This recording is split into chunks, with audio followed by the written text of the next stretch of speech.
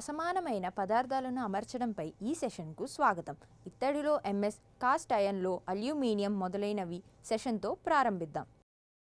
ఈ సెషన్ యొక్క లక్ష్యాలను ఇప్పుడు మనం చూద్దాం. ఈ సెషన్ ముగింపులో మీరు వీటిని చెయ్యగలరు.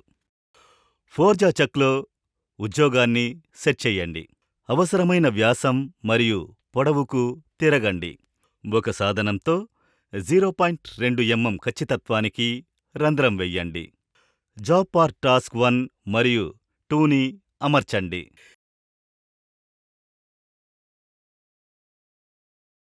ఈ వ్యాయామం కోసం అవసరమైన సాధనాలు: steel rule, outside calipers, vernier calipers, surface gauge, drill bits and boring tool. Fitting అనేది భాగాల అసెంబ్లీకి సంబంధించినది. అవసరమైన ఫిట్ను భద్రపరచడానికి అవసరమైన పరిమాణం లేదా ఆకృతికి కొలతలు లేదా ఆకృతిని తీసుకువచ్చిన తర్వాత ఫిట్టింగ్ కోసం ఒక స్టీల్ బ్లాంక్ని డ్రిల్ చేసి బోర్ చేసే క్రమాన్ని ఇప్పుడు అర్థం చేసుకుందాం. స్టీల్ రూల్ మరియు బయటి క్యాలిపర్లను ఉపయోగించి ముడి పదార్థం యొక్క పరిమాణాన్ని తనిఖీ చెయ్యండి. గరిష్టంగా సాధ్యమయ్యే ప్రొజెక్షన్తో ఫోర్జా ఇండిపెండెంట్ చెక్పై 50 మిల్లీమీటర్ల వ్యాసం గల జాబ్ని సెట్ చేయండి.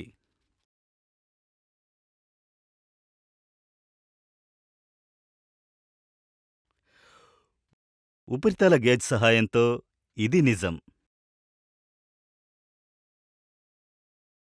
టూల్ పోస్టుపై టర్నింగ్ టూల్ను సరైన మధ్య ఎత్తుతో సెట్ చెయ్యండి.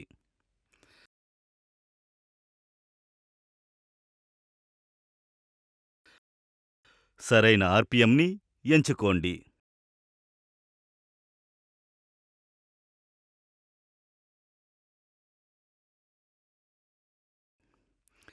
ఒక చివరను ఎదుర్కొని 48 మిల్లీమీటర్ల పొడవు 20 మిల్లీమీటర్లకి మార్చండి.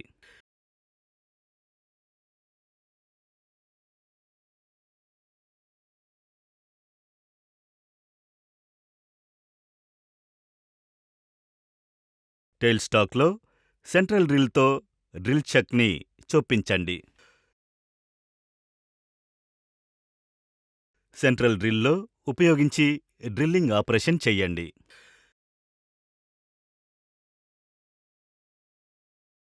Six mm, 9 mm, 12.5 mm, 16 mm, 20 mm మరియు 24 mm డ్రిల్ బిట్లను ఒకదాని తర్వాత ఒకటి ఉపయోగించి రంధ్రం యొక్క వ్యాసాన్ని 24 mmకి పెంచండి.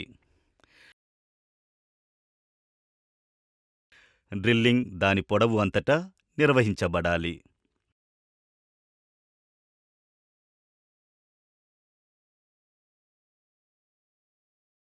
జాబ్ను దాని పూర్తి పొడవు 35 మిల్లీమీటర్ల ద్వారా 24 మిల్లీమీటర్ల వ్యాసం వరకు రంధ్రం చెయ్యండి. బోరింగ్ టూల్ను టూల్ పోస్ట్ సెంటర్ ఎత్తును సరిచేయడానికి సెట్ చెయ్యండి.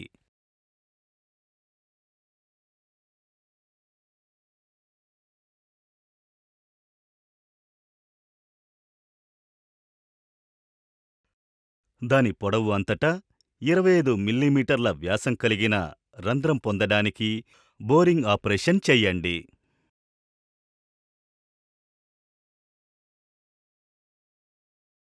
జాబ్ని రివర్స్ చేసి పట్టుకోండి మరియు జాబ్ని నిజం చెయ్యండి.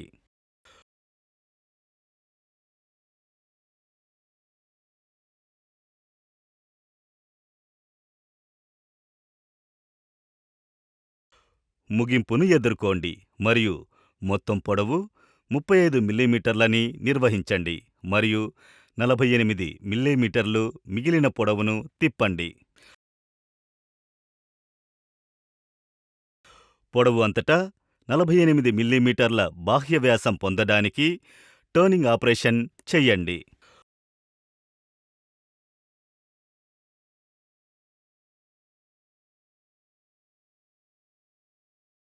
ఉక్కు సిలిండర్కు సరిపోయేలా ఇత్తడి పట్టీని మార్చే క్రమాన్ని ఇప్పుడు అర్థం చేసుకుందాం. స్టీల్ రూల్ మరియు బయటి క్యాలిపర్లను ఉపయోగించి ముడి పదార్థం యొక్క పరిమాణాన్ని తనిఖీ చెయ్యండి. గరిష్టంగా సాధ్యమయ్యే ప్రొజెక్షన్తో జాబ్ 32 మిల్లీమీటర్ల వర్క్పీస్ను ఫోర్జాచక్ పట్టుకోండి. ఉపరితల గేజ్ సహాయంతో ఇది నిజం.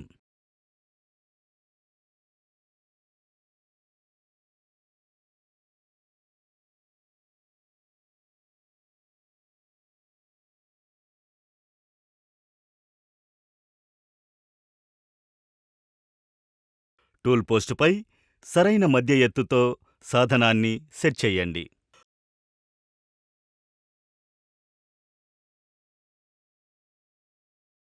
నాన్ ఫెరస్ మెటల్కి సరైన ఆర్పిఎంని సెట్ చేయండి. చివరలో ఫేసింగ్ ఆపరేషన్స్ చేయండి. జాబ్ను దాని పొడవు 39 మిల్లీమీటర్ల పొడవున 25.04 మిల్లీమీటర్ల వ్యాసం వరకు మార్చండి. చాంఫరింగ్ సాధనాన్ని సెట్ చెయ్యండి మరియు అంచుని చాంఫర్ చెయ్యండి.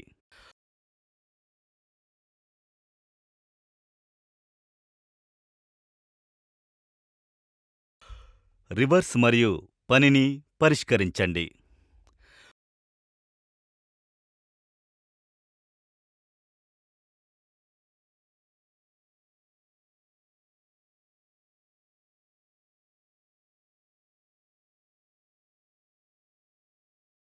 ముప్పై మిల్లీమీటర్ల పొడవును తగ్గించడానికి ఫేసింగ్ ఆపరేషన్ చెయ్యండి.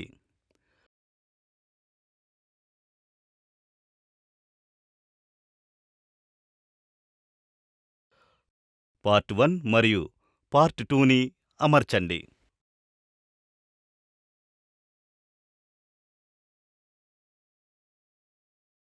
ఫోర్జా చక్పై అసెంబుల్డ్ని సెట్ చెయ్యండి మరియు సర్ఫేస్ గేజ్ సాయంతో దాన్ని నిజం చెయ్యండి.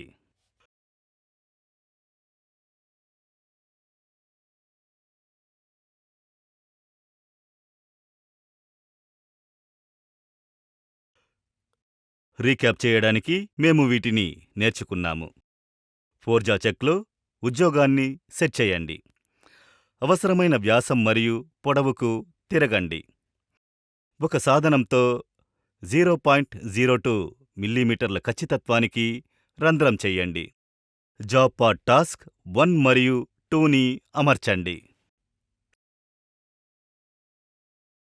కాబట్టి అసమాన పదార్థాలను అమర్చడం గురించి అంతే. ఇత్తడిలో ఎంఎస్, కాస్ట్ ఐరన్, అల్యూమినియం మొదలైనవి మీరు అన్ని విషయాలు అర్థం చేసుకున్నారని ఆశిస్తున్నాను. తదుపరి సెషన్లో కలుద్దాం.